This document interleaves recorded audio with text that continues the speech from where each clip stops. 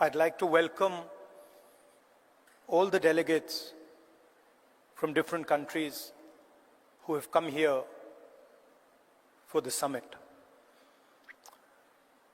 I'd also like to begin by thanking you for standing in solidarity with us against what happened in Kashmir a few days ago. I apologize. I was supposed to be here yesterday, but I was forced to cancel my visit here yesterday because I had to go to Kashmir and meet some of the injured people. I'd also like to thank Revant Reddy ji and the Telangana government for hosting this wonderful summit.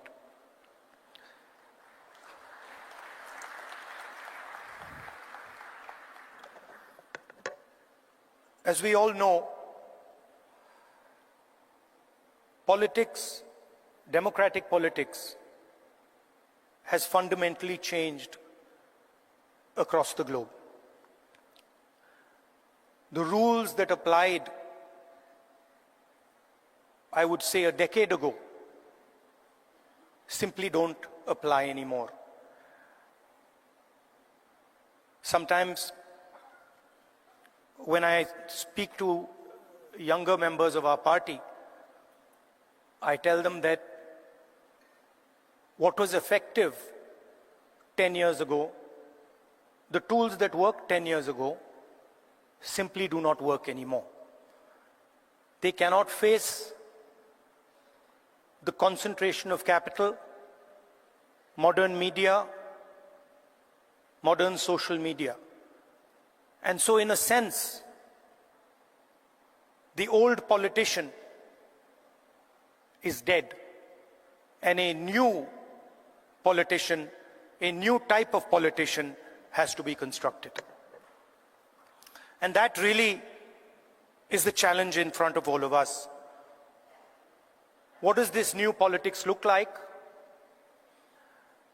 What are the ideas that emerge from this new politics? I'm sure you've had a deep discussion about policies, about how we should think about education, how we should think about regaining the democratic space, how we should think about healthcare. And each one of us has a particular view on that. So I'm not going to delve too much into the policy positions. I'm going to talk about what I think is the correct lens with which to approach our politics. Some years ago, we in the Congress Party felt completely trapped and isolated. This new politics, aggressive politics, a politics where the opposition is not talked to, but the idea is to crush the opposition. And we found that all our avenues were compromised. The media, the general atmosphere did not allow us to operate the way we would like. And so, we reached back into our history and we decided to walk from Kanyakumari, which is one of the southernmost parts of our country, all the way to Kashmir, where I was yesterday. And I'd like to tell you a little bit about what I and some of my colleagues discovered on that journey. It's not a small walk, 4,000 kilometers. And I don't think we understood quite what we had taken on when we began it. But once we began, there was no way backwards. So we just carried on walking right to the end.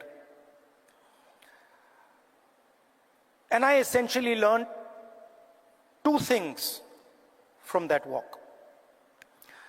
Our opposition across the world has a monopoly on anger, fear, and hatred.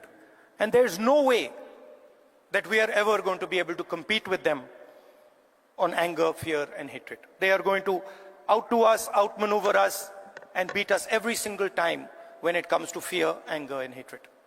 So the question is, where and how do we operate? Where are the spaces where we have the advantage? Where are the spaces from which we can build a counter narrative?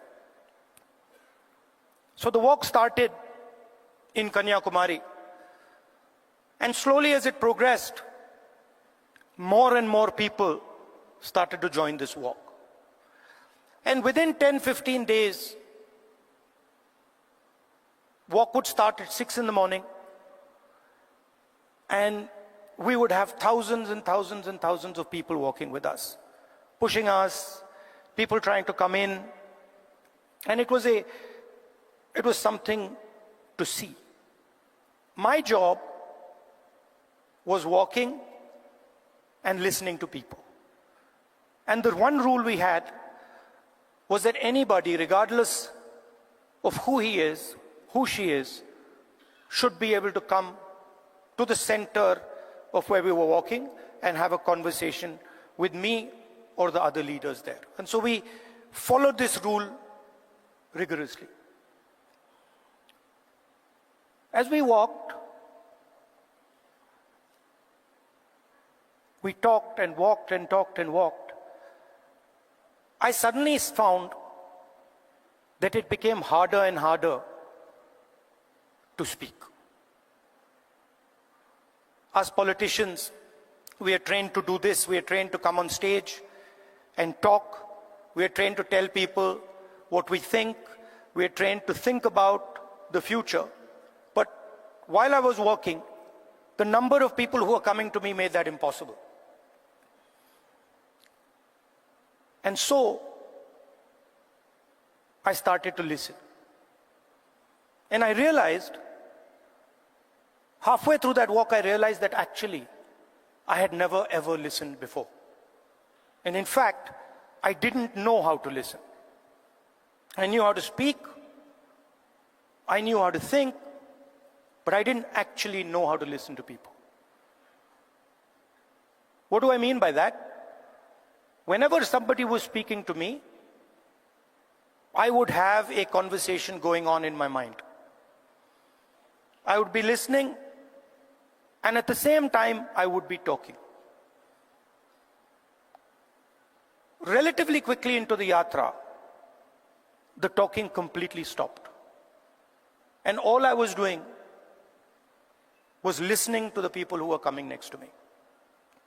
And I discovered that there is a completely different way of communicating with people, a much more powerful way of communicating. And that way involves me or us becoming completely silent and listening deeply to exactly what it is they're trying to say. I'll give you an example. The one that really struck me. We were walking. It was early morning, it was still dark. And this woman came running towards me, and she held my hand. And the moment she held my hand, I felt fear in her hand. I didn't say anything. And I asked her,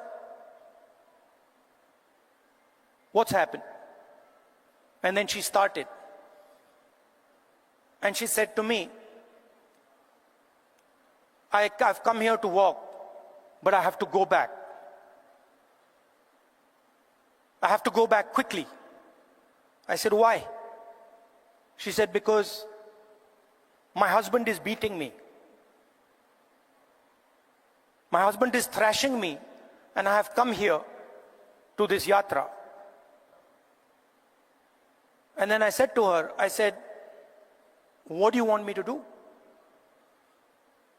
And she looked at me, she says, I don't want you to do anything. I just want you to know that this is happening to me. And the moment she said that, her hand completely relaxed. And I realized that it was as important for her to be heard, for me to understand and us to understand exactly what it was that she was going through. That was as important as any action we could take. And in 1 second, she transmitted to me what millions and millions of women go through in their homes. So our opposition really does not know how to listen, because they already have all the answers. They know exactly what is supposed to be done. And this is completely flawed, because it is the people who know what has to be done. And if there is one thing that we have failed at with all the social media and all the modern communication methods, it is that we have, as politicians, failed to deeply listen to what our people are trying to tell us. And this is the space where we can really operate, because our opponents have completely vacated this space. They're not there. They don't exist there. The second thing I learned, even more powerful than listening properly, on the yatra, it suddenly struck me, something struck me, that when it comes to people I'm close to, my mother, my sister, my friends,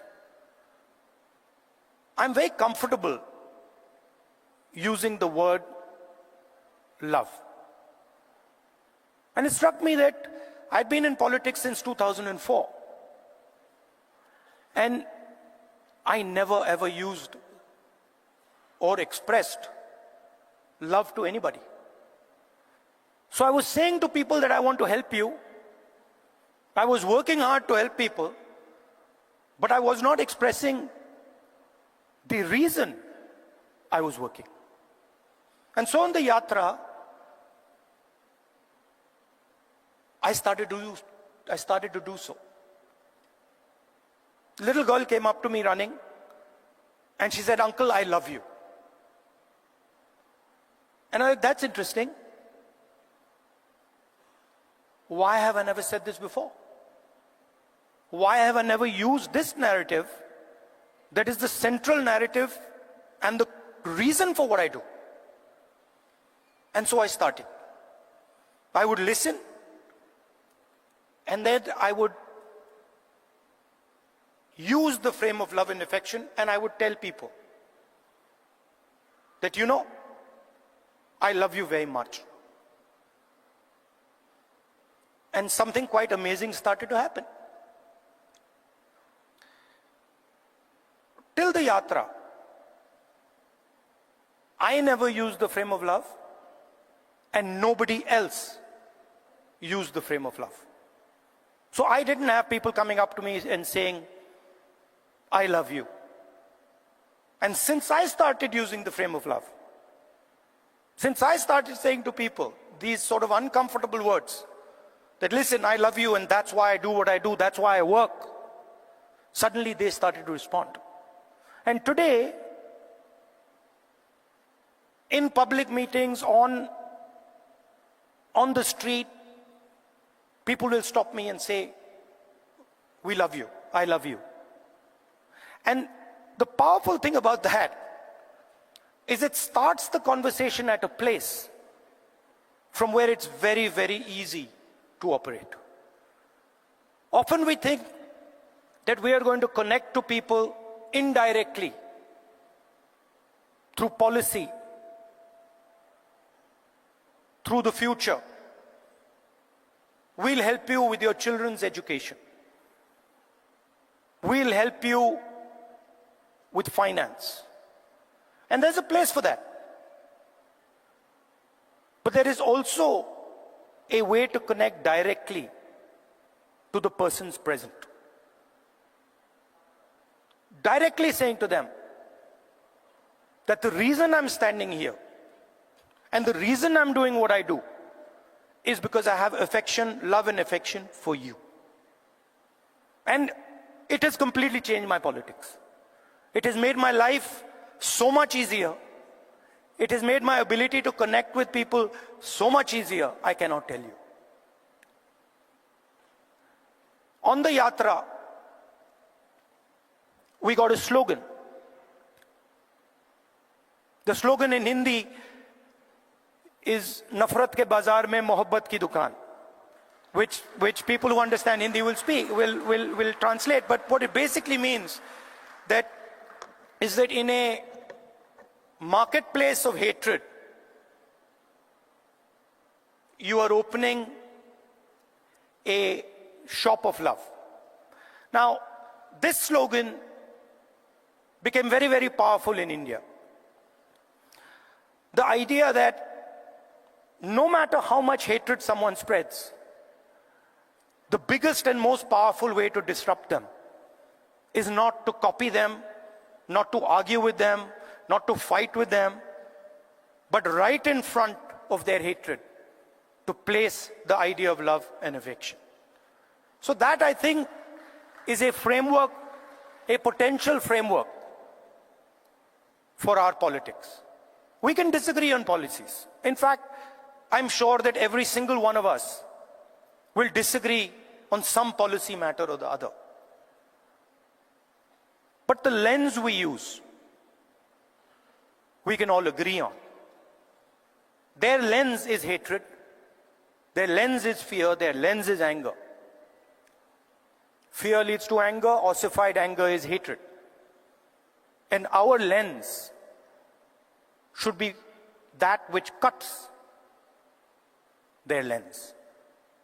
Our lens should be love, our lens should be affection, and our lens should be listening to the wishes and the will of the people we are supposed to represent.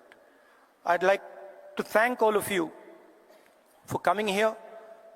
It's an honor for me to listen to what you're saying, to work with you, and I'm confident that this summit will generate the ideas that we need to build a new politics in India and the rest of the world. Thank you very much.